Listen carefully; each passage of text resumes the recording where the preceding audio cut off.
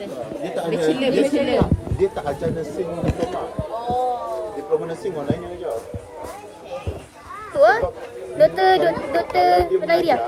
Dia mengajar actually insya-Allah boleh faham tau. Dia mengajar tu insya-Allah boleh faham kalau untuk mengetok. Satu kekaran dia, kedua dia sebab dia buat part-time mengajar tuition juga. So dia dah lama mengajar dah.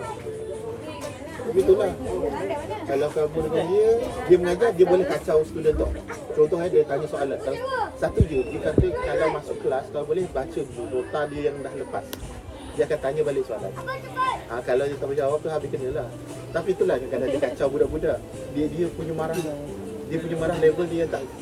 Untuk saya kan dia boleh bergurau. Saya gurau. Contohnya kalau budak tu tak faham dia akan cakap apa? Saya tanya Dia balik. So dia akan tanya ni tak lah habis kan. Okey. Contoh dia cerita pasal ni kan budak-budak dia tanya soalan kan. Budak-budak akan pandang atas macam kan. Lepas tu kata, "Habis kamu tengok. Kamu ingat ada cicak nak bagi jawapan?" Dia katakan so budak nak takut tapi dia sedang nak gelak tau. Nak gelak macam tak ada Jadi, apa yang tengok lagi? Ada cicak ke? Nak bagi apa tu? Dia punya style tu. Nampak bagus tak baru first time. Tapi kalau dia marah, First impression. first year dia lagi best. Saya dengan dia pernah bergaduh untuk choir. Kalau choir yang saya Sepasal dekat Salimi choir. dia tak nak. Dia nak. Dia sebenarnya dia itu dia Bagi CEO. sebenarnya seacap tu dia nak memula itu dia nak mengajar untuk tarian saja.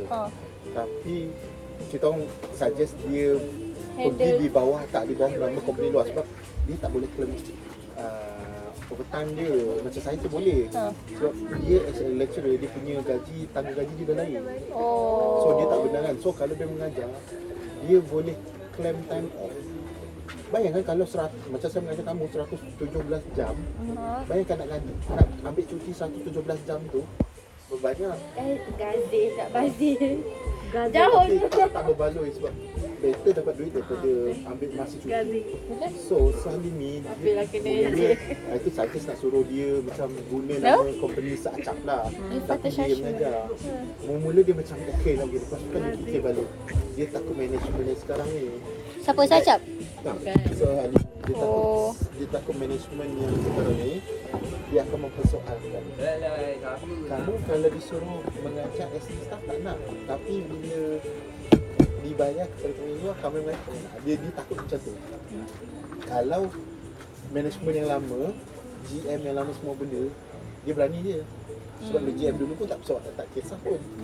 Sebab dia tahu Salimi macam tu. Itulah. Kalau kamu tengok Salimi dengan Sacap tu sebenarnya he's not stern. Sacap relax tapi dia okey. Dia santai. Sacap so relax. So santai. Okay guys, let's go. Tak order ke Grab? Grab. Orang Grab. Semat terus. Order. Aduh, kesian dia. Tak, dia confident je.